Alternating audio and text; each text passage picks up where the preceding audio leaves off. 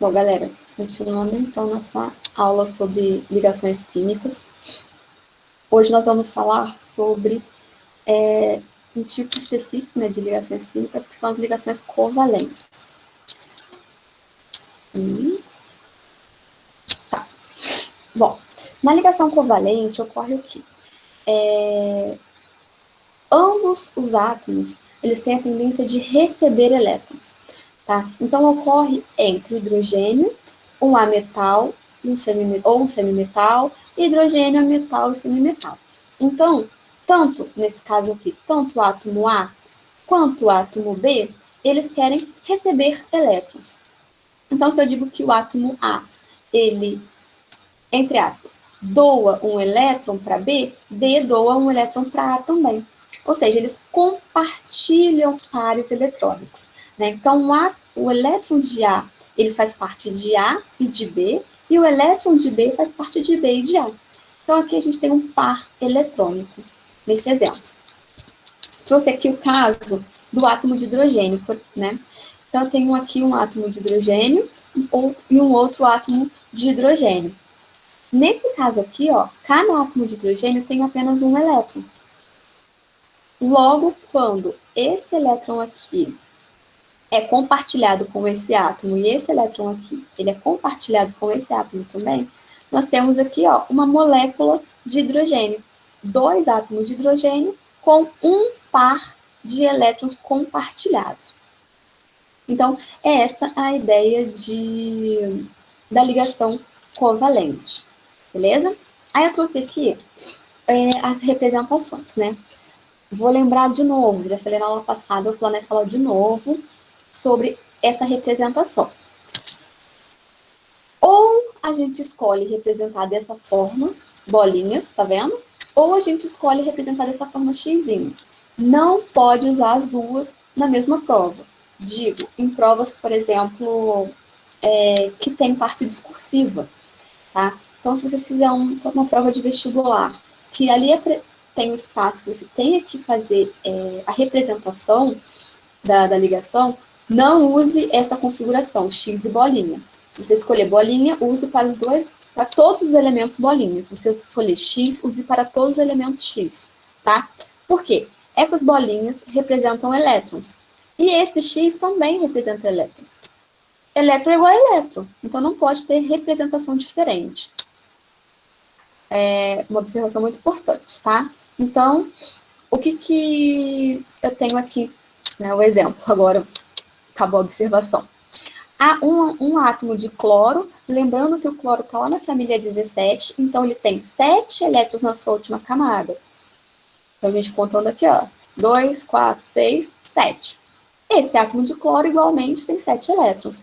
Então, para que cada elétron aqui fique estável na natureza, eles precisam ter 8 elétrons na camada de valência. Ambos têm a tendência o quê? De receber elétrons, porque são ametais. Ametais têm a tendência de receber elétrons. Então, quer dizer o quê? Que eles vão compartilhar pares eletrônicos. Quer dizer, então, que esse cloro vai contribuir com um elétron para esse cloro e esse cloro vai contribuir com um elétron para esse cloro. E olha aqui, o que nós temos aqui no meio? Uma junção, certo? Um par eletrônico. Beleza? E aí, esse par eletrônico aqui, quando eu tenho apenas um par eletrônico, a gente representa por uma linha, tá? Uma retinha. Então, Cl, tracinho, Cl. Esse traço único representa uma ligação covalente. Digo mais, essa ligação aqui, essa única ligação aqui, tem um nome, que se chama ligação sigma. Lá da... Deixa eu ver se consigo fazer um...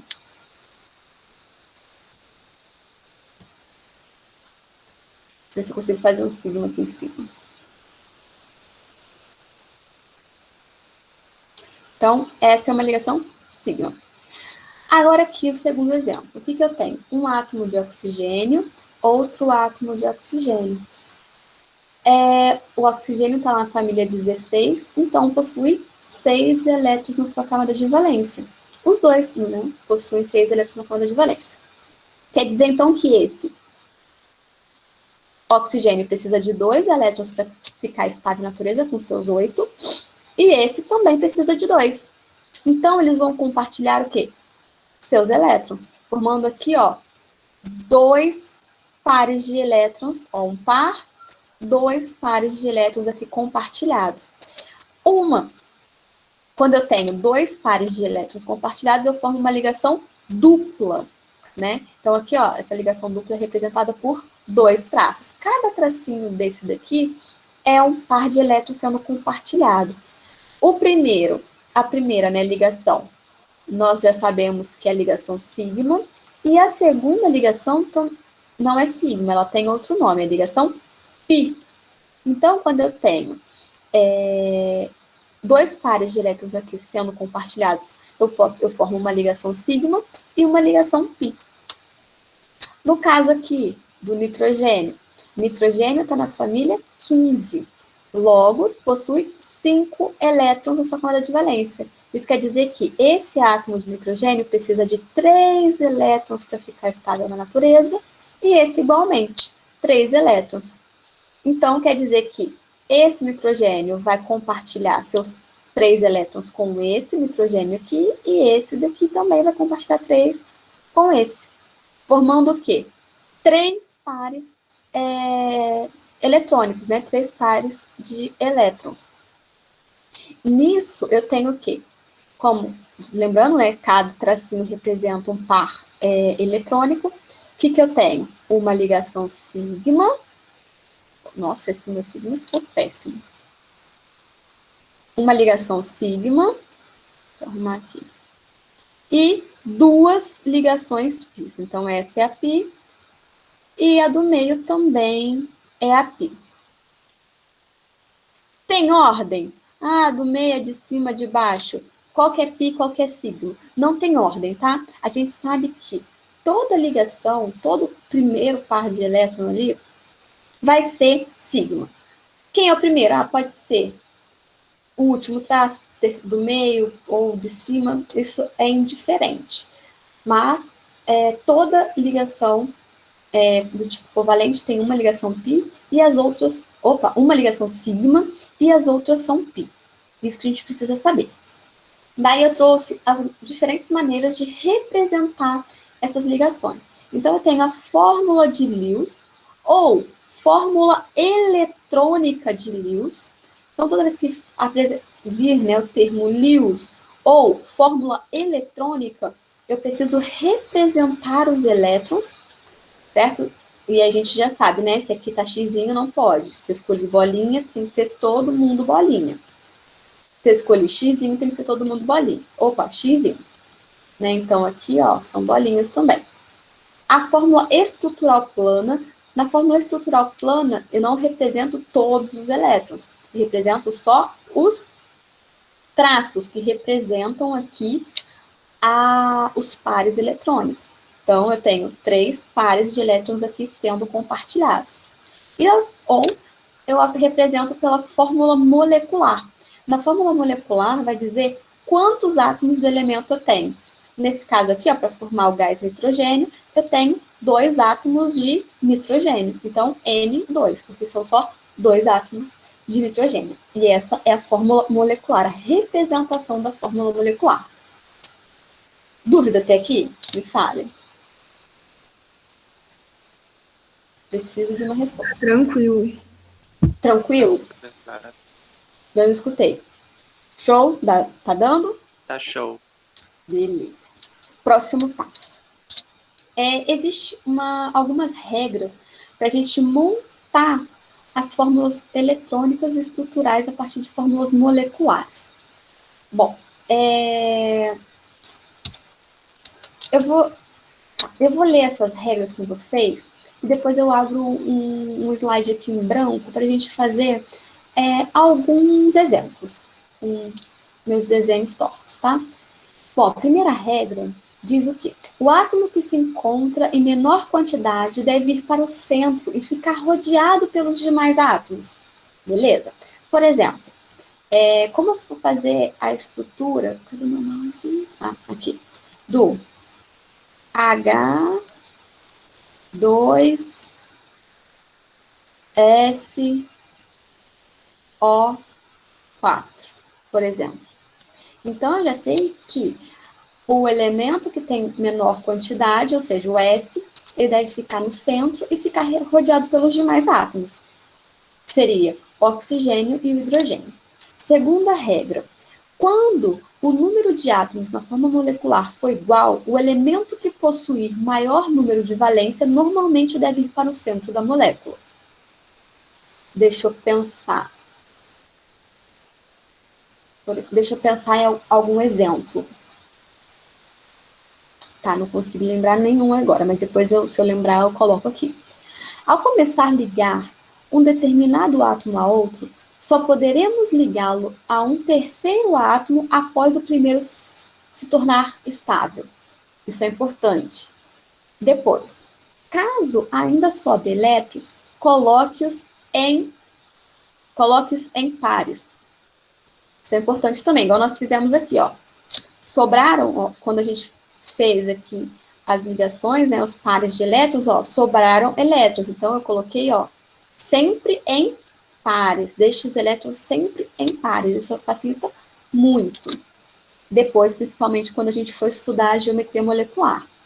Se o átomo central ainda possuir menos que um octeto, forme ligações múltiplas para completá-lo. O que são ligações múltiplas?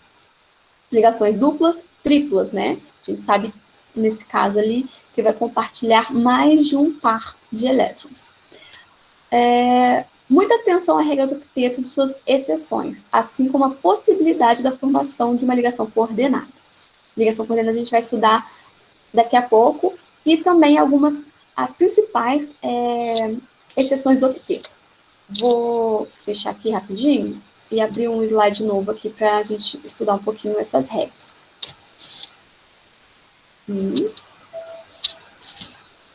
Vou manter.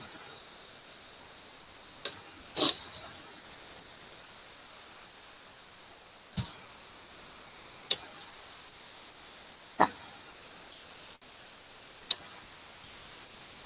Ó, o exemplo que eu queria falar com vocês é o... Vai ficar bem torto, gente, que eu sou muito ruim nesse negócio de desenho, por isso que eu nem faço, mas dessa vez é importante. Então, a partir dessa fórmula molecular, vamos desenhar, então, aqui a estrutura eletrônica de Lewis e depois a estrutura plana, né? Então, primeira regra aqui, o átomo com menor número fique no meio. Então, enxofre, S. O enxofre, ele tem 6 elétrons na sua camada de valência. Como eu sei disso? Sei porque ele está na família 16. 1, 2, 3, 4, 5, 6. Daí, eu vou aqui rodear pelo oxigênio. Uma regra que faltou ali, que é muito importante, é que toda vez que eu tenho oxigênio e hidrogênio numa mesma molécula, eu preciso ligar esse hidrogênio ao oxigênio, tá? Então, já sei dessa regra. Então, já vou colocar o quê? Os hidrogênios do lado do oxigênio. Então, anotem aí, toda vez que tiver hidrogênio e oxigênio, eu adiciono, eu preciso ligar aqui o hidrogênio ao oxigênio. Hidrogênio tem um elétron. Gente, rapidinho, meu bebê acordou. Chama minha mãe. Mãe, pega o Calil, fazendo favor. Oxigênio, ele está na família 16, então tem 6 elétrons na sua última camada. Tá? 5, 6, tá. 1, 2, 3, 4, 5, 6. Aqui, 1, 2, 3, 4, 5, 6. Gente, precisa apagar a luz. Leva ele lá pra sala, por favor. Daí, gente, desculpa, tá? Meu bebezinho acordou. Aí eu tive que dar... Desculpa, minha mãe tá me ajudando hoje. Então, primeiro passo. Vou ligar, ó, esse oxigênio aqui, vocês conseguem ver direitinho as bolinhas que eu fiz? Ah, dá pra ver sim. Dá um zoom aí. Vou ligar, ó, esse primeiro oxigênio ao enxofre. Então, eu só posso ligar esse oxigênio, esse ou esse, sei lá, qualquer outro átomo. Mãe.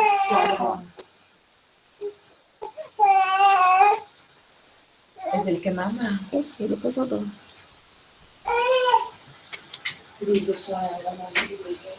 Desculpa de novo. Eu só posso ligar qualquer outro átomo aqui depois que esse oxigênio já estiver estável. E como eu sei que ele está estável? Não está ainda. Ele não tem 8 elétrons na câmara de valência. Ele tem os seus 6, mais um do enxofre aqui, então tem 7. Então eu ligo aqui, ó, oxigênio e hidrogênio, porque eu falei que toda vez que eu tenho oxigênio e hidrogênio na mesma molécula, eles tendem a se ligar.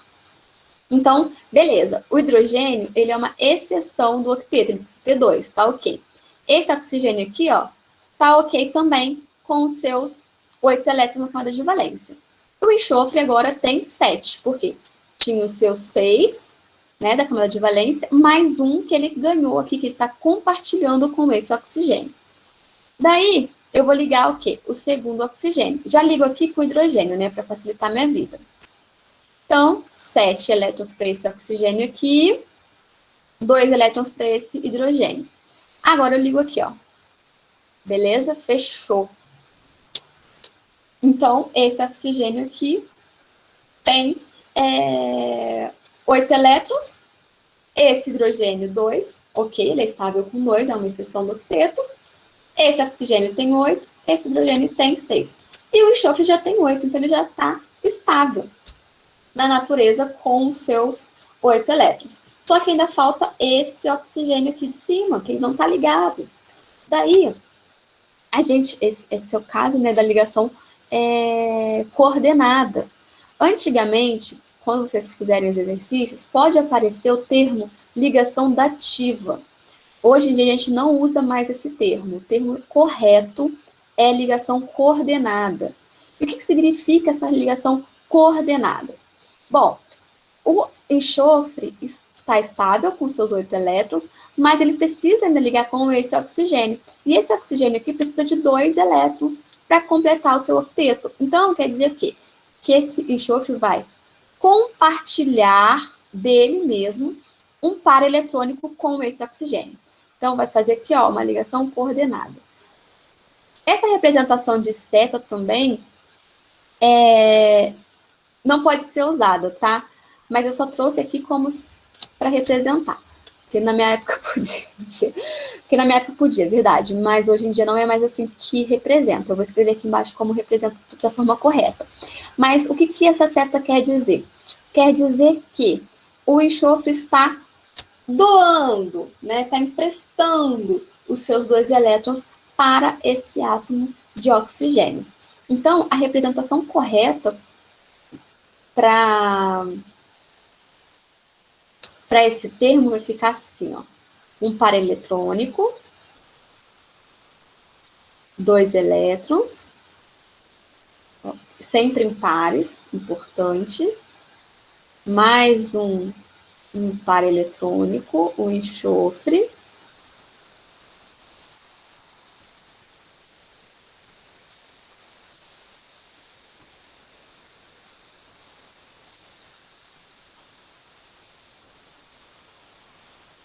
e aqui, ó, quantos elétrons eu estou compartilhando? Estou compartilhando um par, né? 2 elétrons. Então, fica uma setinha para cima. O que, na verdade, antigamente usava-se era fazer uma seta aqui, como se estivesse doando. Mas, hoje em dia, a gente usa como o tracinho mesmo. Por quê? Estou representando aqui apenas... 1, 2, 3, 4, 5, 6, 7. Estou representando apenas o quê? O que eu falei lá no início que esse risquinho representa? Representa um par eletrônico, certo? E aí, os dois últimos elétrons aqui, ó, do enxofre em par. Então, vai ficar 1, 2, 3, 4, 5, 6, 7, 8. Fechou. Então, essa aqui é a estrutura de Lewis, ou a estrutura eletrônica, né? Vou colocar eletrônica melhor. Nossa. Eletrônica. Essa estrutura plana.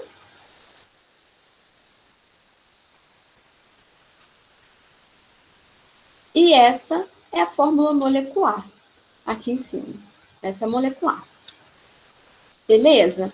Deu para entender? Eu sei que o desenho ficou bem... Me lembrem, tá? Que eu não sei desenhar, para eu não tentar fazer isso de novo. Mas... gostaria de trazer essa molécula para vocês entenderem pelo menos, ou né, para ajudar vocês a entenderem pelo menos as regras.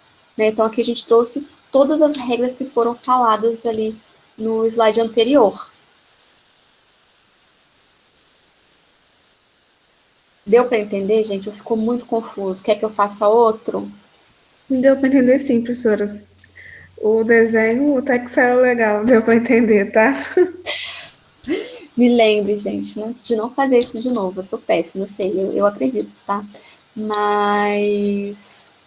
que faz falta um quadro. Vocês não têm noção. Faz muito falta um quadro. Muito, muito, muito. Então, eu já adiantei, né, sobre a ligação coordenada. Então, acontece quando um par de elétrons compartilhados é proveniente apenas de um átomo que já está estável. Nesse caso aqui, olha, por exemplo, o dióxido de enxofre. Eu tenho o S com seus 6 elétrons, um oxigênio com seus 6 e oxigênio com seus 6.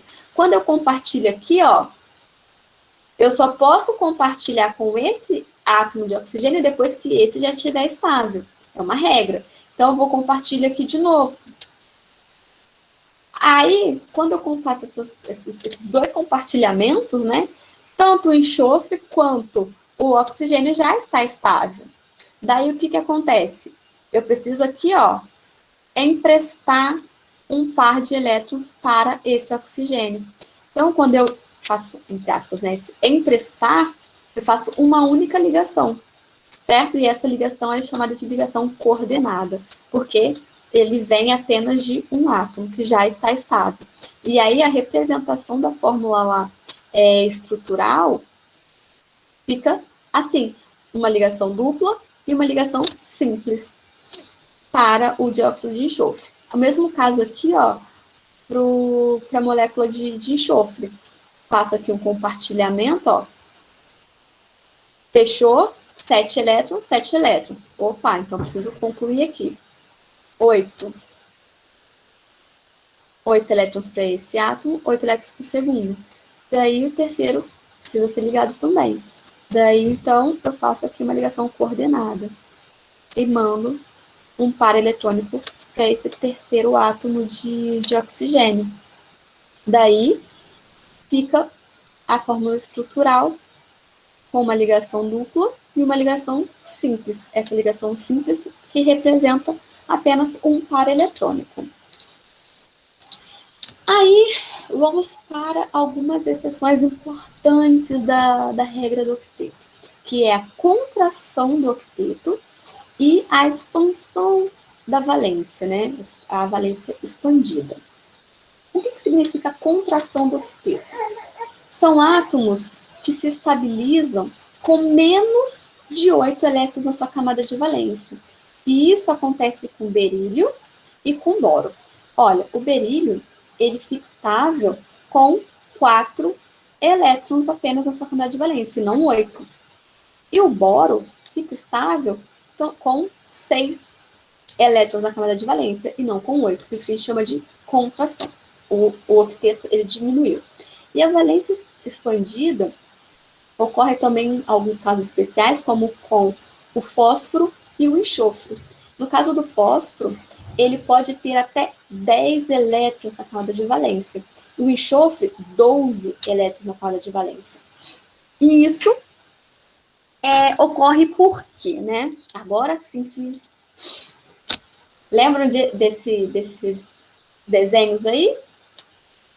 Então, quando a gente faz a distribuição eletrônica, eu trouxe de cada caso, tá? Eu trouxe do berílio, do boro, do fósforo e do enxofre. Eu vou tentar explicar de todos. Se ficar confuso, me perguntem, por favor. Quando a gente faz lá a distribuição eletrônica do berílio, por exemplo, a gente tem aqui, ó, 1s2, 2s2, beleza? 4 elétrons que ele tem. Então, no estado fundamental, o berílio tem essa distribuição eletrônica. Só que, o que acontece? Esse átomo ele pode receber uma energia aqui, ó, uma fonte de energia externa, que vai promover um elétron que está aqui ó, no 2s para o 2p. Por quê? Essa camada 2 está muito próxima, né? Porque, lembra, camada, mesma camada. Só que os níveis, subníveis, eles são muito próximos, né, dentro de uma mesma camada. Então, esse elétron ele pode sim ser promovido para um subnível acima, quando recebe aqui uma energia externa. E aí eu tenho o estado híbrido, né, uma hibridização. Pode aparecer também o termo hibridação, é a mesma coisa. Então, eu possuo aqui eu acabo obtendo aqui um estado híbrido, no qual eu tenho um elétron, os dois elétrons estão no nível 2, e no estado híbrido, ao invés de ser 2s2 e 2p, acaba sendo o S e o P. Então, esse daqui é o estado híbrido do berílio. E aí, quando ele vai fazer uma ligação, ele precisa o quê? Ó? De um elétron aqui e outro elétron aqui. Num total de 4 elétrons na sua camada de valência. E tá tudo certo. 4 elétrons aqui é o que precisa para estabilizar o berílio. Beleza? Entenderam? Vou trazer agora para o boro. Fazendo aqui a distribuição eletrônica do boro no estado fundamental, eu tenho 1s2, 2s2, 2p1. O que acontece? Lembrando, né?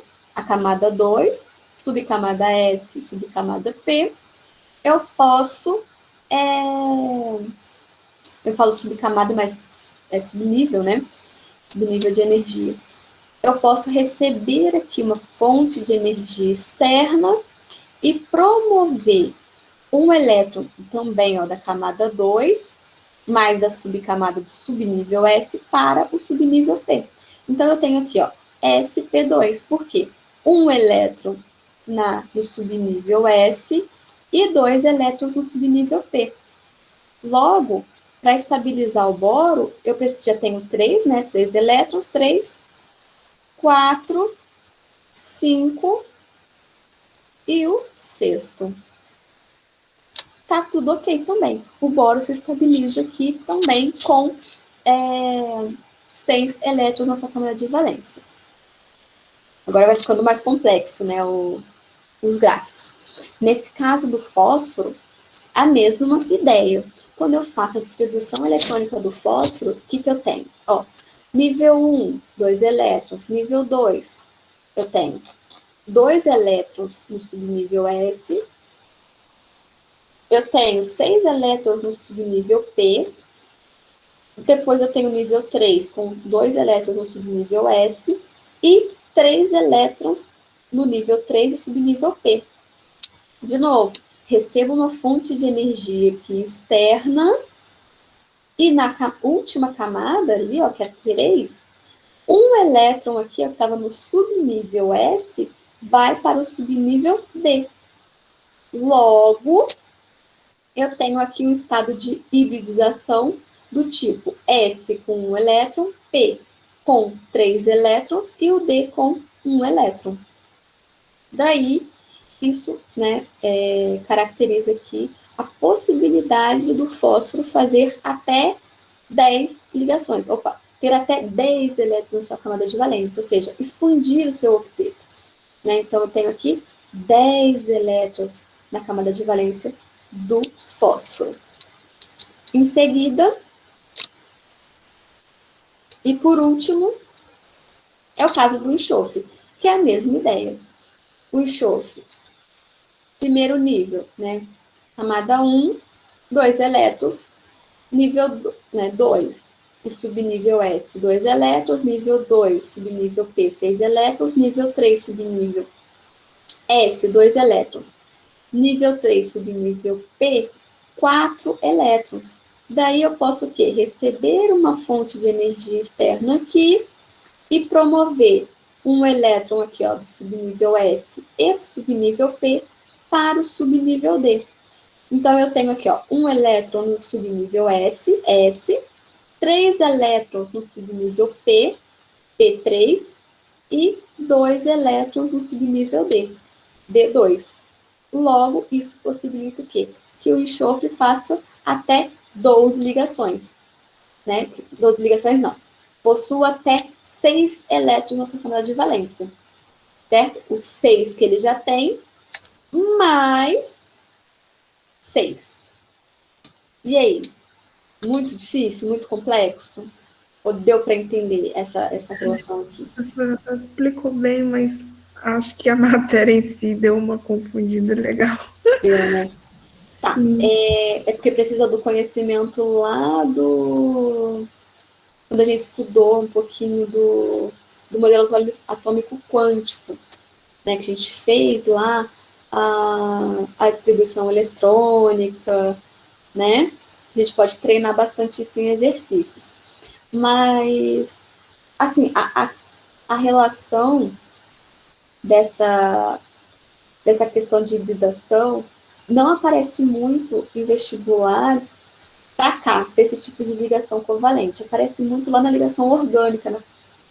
Aparece muito lá na química orgânica, que ele pergunta a hibridação do carbono. E a gente vai estudar isso de novo lá, e especificamente para o carbono. O que vocês precisam entender é que alguns elementos pode ter o octeto expandido, pode ter mais de 8 elétrons na camada de valência, que é o caso do enxofre e do fósforo, e alguns elementos ficam estáveis com menos de 8 elétrons na camada de valência, que é o berílio e o boro, por exemplo. Tem também outros, né? O hidrogênio, que eu falei que ele fica estável com 2, ele se assemelha ao L, por exemplo, também é estável com 2 elétrons na camada de valência. Isso é importante, tá bom? Vocês lembrarem que o enxofre pode ter até 12 elétrons, ok, e o fósforo até 10, ok também, tá? Isso que eu queria que vocês entendessem. Eu vou deixar, esse slide já está lá já no Google Sala de Aula, e aí deem mais uma olhada, faça a distribuição eletrônica, faça aquela distribuição em números quânticos, né, em códigos quânticos, e volta aqui para esses slides aqui, que talvez fique mais claro para vocês entenderem. Acho que a Tainá falou, né, ficou um pouco confuso, mas acho que porque vocês esqueceram o conteúdo passado, tá bem? E se tiver dúvida... Pra mim, acho que só não ficou tão confuso porque eu estudei bastante isso na escola. Eu até peguei DP em Química, então teve que saber bastante isso. Mas você conseguiu entender, Eduardo? Consegui, professora. E ficou mais claro, não ficou? Por causa dos modelos atômicos? Então, siga o exemplo do Eduardo. Não pegue DP em Química, mas estudem mais. Essa é a Tem ideia. que praticar bastante, porque quando eu peguei DP, eu pratiquei bastante, aí começa a ficar na cabeça. Isso, aí começa a ficar mais fácil. Não vou dizer fácil, né? Sim. Fácil, eu acho que não é a palavra certa. Mas fica mais claro. É isso que eu quero dizer. Né? Bora lá. Próximo passo. Números ímpares de elétrons. Bom, mais uma exceção da regra do octeto, né? Os compostos como o monóxido de nitrogênio, dióxido de nitrogênio, dióxido de cloro, esses elementos eles possuem 7 elétrons na camada de valência. Quem? Os elementos centrais aqui, ó. O cloro, o nitrogênio, o cloro e o nitrogênio. E tudo bem também, tá? Então, esses três compostos, ele apresenta alta tendência de reagir quimicamente, transformando em compostos mais estáveis. Então, aqui, ó, nitrogênio e o oxigênio, eles compartilham aqui, ó, 2 pares eletrônicos. Aí, ok, o oxigênio fica estável com seus 8. Só que o nitrogênio só tem 7 elétrons. E aí, como ele só tem 7 elétrons, eu não posso pegar um elétron daqui só e fazer uma ligação coordenada. Isso é errado. Por quê? Eu só posso fazer ligação coordenada com pares eletrônicos, tá? Com pares de elétrons. Então, nesse caso, não pode. Segundo caso, ó, aqui, ó, nesse caso aqui, ó, comecei a fazer uma ligação entre esse nitrogênio e o oxigênio, primeiro par eletrônico. Só posso mexer com outro oxigênio quando esse oxigênio estiver estável. Então, faço outro par eletrônico aqui. Daí, esse oxigênio ficou estável. E esse oxigênio precisaria de 2 elétrons apenas para ficar estável. Então, eu faço aqui, ó, uma ligação coordenada.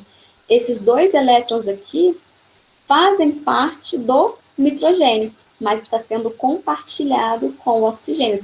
Tem aqui um par eletrônico do elemento central sendo compartilhado com o átomo de oxigênio, formando aqui uma ligação coordenada. E o átomo central, ó, ficou apenas com 1, 2, 3, 4, 5, 6, 7. Também 7 elétrons. E tá tudo certo, tá tudo bem. Nesse caso, a mesma coisa, ó. O cloro é o elemento o átomo que possui, que se apresenta em menor quantidade, fica no meio, tem 7 elétrons na câmara de valência. Cada oxigênio precisa de 8. Então, ó, esses 2 elétrons, né, esse par eletrônico, e esse par eletrônico aqui, ó, é do cloro, que está sendo compartilhado com o oxigênio. Então, eu tenho aqui, ó, 2 ligações covalentes, certo? E o cloro ficou estável apenas com 7 elétrons na sua camada de valência. E também está tudo bem. Então, esses 3 compostos aí, a gente precisa ficar atento. Por quê? Eles não respeitam, né, ali o octeto, mas são estáveis. Apesar de ter uma alta tendência de reagir, né, quimicamente, formar compostos mais estáveis que eles.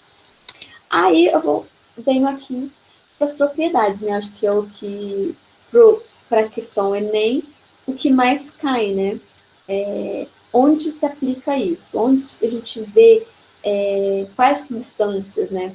Então, sobre as propriedades físicas das substâncias moleculares, né? Como eu falei no iniciozinho da aula, não gravei essa parte, mas vou falar de novo, que compostos moleculares e compostos covalentes são formados por ligações covalentes. O que difere as substâncias moleculares das substâncias covalentes são suas propriedades, né? Então, eu posso ter substâncias moleculares nos 3 estados físicos da matéria. Então, isso nas condições ambientais, né? Então, posso ter composto molecular sólido, líquido e gasoso. Geralmente, substâncias, né, moleculares têm baixas temperaturas de fusão e ebulição. São solúveis em solventes adequados. Não conduz bem corrente elétrica quando puras, e algumas moléculas, eu vou dizer... algumas moléculas sofrem ionização, e já vou deixar aqui de antemão que são os ácidos, tá? Apenas que eu me lembre agora.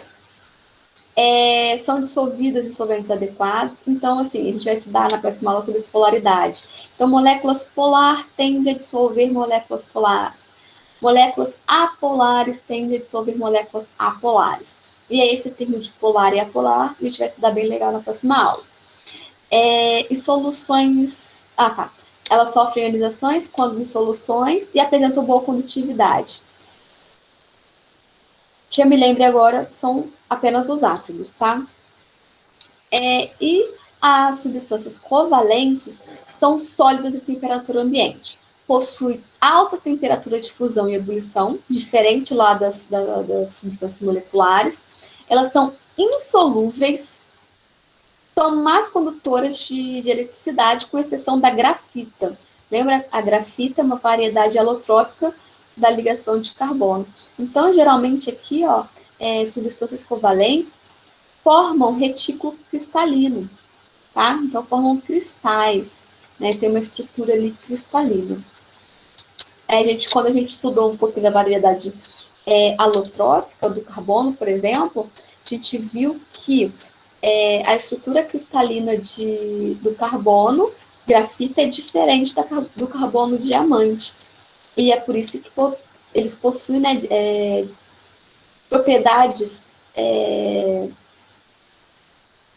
aparência, tudo diferente, apesar de ser formada pelo mesmo elemento químico. Beleza? Alguma dúvida? Assim, tudo que eu falei? Acho que acabou. Esse é o último. Ah, não! Nossa, tem mais um. Esquecendo dele. Esse é o último. Isso é importante. São as ligações com íon composto. O que seria uma ligação com íon composto? Uma parte do composto, ele é formado por ligações covalentes. E uma parte do composto é formado por uma ligação iônica. Por exemplo, aqui, ó, eu tenho a amônia, né? Então, a amônia é formada por nitrogênio e hidrogênio. Quando eu recebo aqui mais um átomo de hidrogênio, eu formo o íon composto, o amônio. Eu falei amônio, Esse daqui é amônia. E o íon é o amônio, tá? Daí, eu tenho aqui um íon composto. Nesse caso aqui, por exemplo, do nitrato, né? Então, eu tenho um nitrato.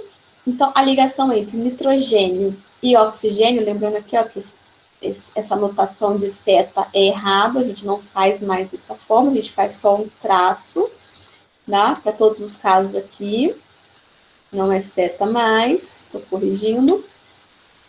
Então, eu tenho aqui, ó, a ligação entre ametais, nitrogênio e oxigênio, é o tipo de ligação covalente. Quando eu ligo aqui com metal, por exemplo, então eu tenho uma ligação iônica. Uma parte do composto é formada por ligação iônica, uma parte de ligação covalente.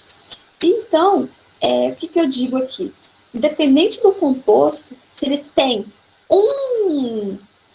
pelo menos uma ligação iônica, e várias ligações covalentes, esse composto, ele é classificado, ele é considerado como um composto iônico. Ah, mas só tem uma ligação iônica, a maior parte ali do composto é covalente. Não importa. A ligação, o tipo de composto ali é iônico, tá? Então, aqui eu trouxe o exemplo do nitrato de sódio. Então, aqui é a parte do nitrato e aqui o sódio. E o sulfato de sódio, ó, o sulfato grandão aqui, ligado ao átomo de sódio. Então, todos esses compostos aqui são compostos iônicos. Isso é muito importante também. Beleza? Agora sim, perguntem. Eu vou finalizar já, e aí a gente conversa mais sobre.